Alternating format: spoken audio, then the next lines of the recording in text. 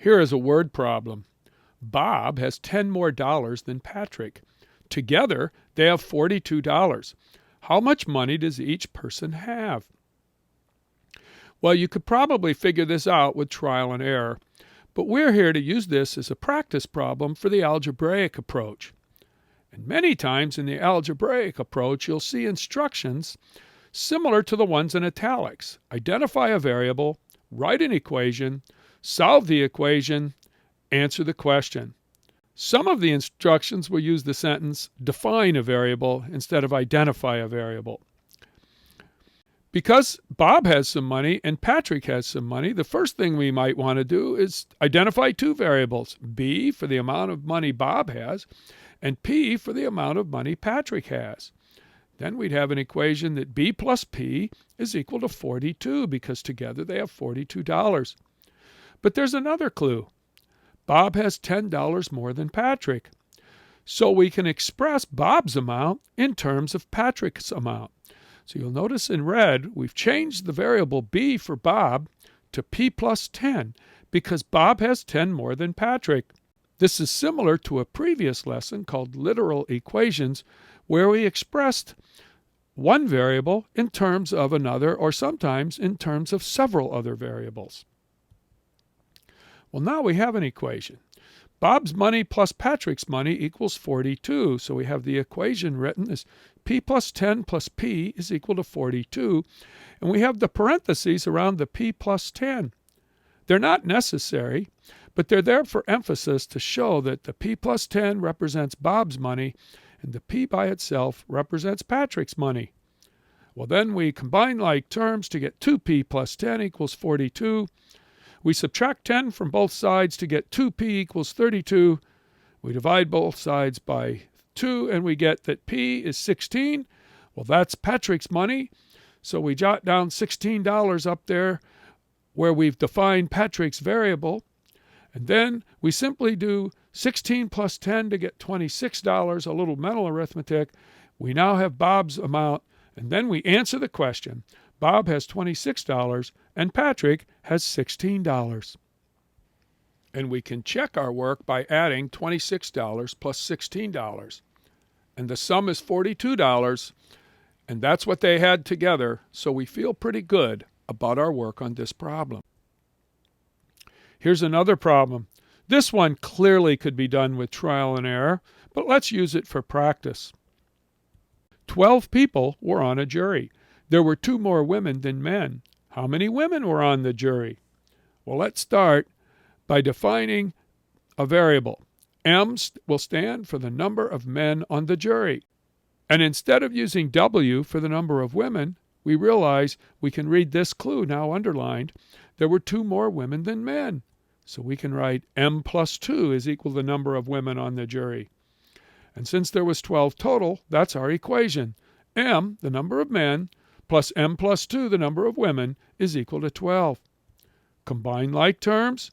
2M plus 2 is 12. Subtract 2 from both sides. 2M is 10. Divide both sides by 2. M is 5, and of course, that's the number of men, 5. And 5 plus 2 is 7. That's the number of women. Mentally, we can check to make sure they add up to 12, and they do.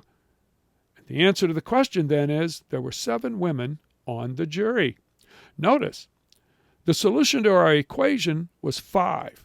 We used that solution to substitute it into the expression M plus 2 to get the number of women so that we could answer the question, how many women were on the jury? Here's a question about hockey.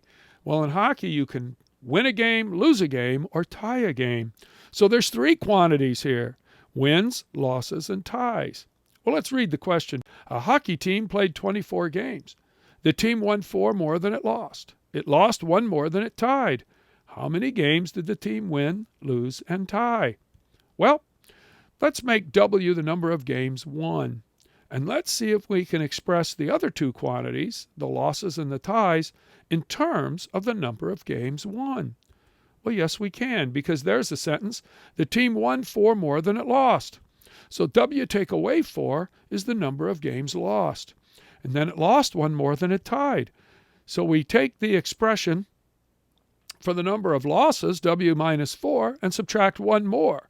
We simplify that to get W minus 5 is the number of ties. And then all three of those expressions add up to 24. So once again, we've just got the parentheses in there for emphasis. The W is the number of wins, the W minus 4 the number of losses, and the W minus 5 is the number of ties. And they all add up to the 24 games played. Combine like terms and we get 3W minus 9 is 24. Add 9 to both sides, we get 3W is 33. Divide both sides by 3, we get W equals 11. That, of course, is the number of games won. We subtract 4 from that to get the number of games lost, 7. We subtract 1 more from the 7 to get the number of ties is 6. We can answer the question. The team won 11, lost 7, and tied 6 games. And we can check our work by adding the 11, the 7, and the 6 to make sure that they add up to 24, and they do. Well, we revisit the same problem. You don't have to solve every problem twice, but I will solve this problem twice for emphasis. We didn't have to make the number of wins the variable. What if we had decided to make the number of tie games the variable? So we'll say n equals the number of games tied. We used n for the number of games tied instead of t because when I write, my t's often look like addition symbols. So I often don't use the variable t if I can help it. Well, we underline again that it lost 1 more than it tied, so n plus 1 is the number of games lost.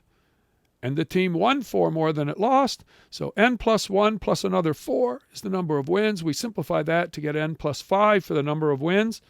We add those 3 expressions up. We now have a different equation. We combine like terms, we get 3n plus 6 is 24. We subtract 6 from both sides to get that 3n is equal to 18. Divide both sides by 3, we get n is equal to 6. But remember, it's a different solution than the previous time we solved this problem. But this variable stands for the number of games tied, 6.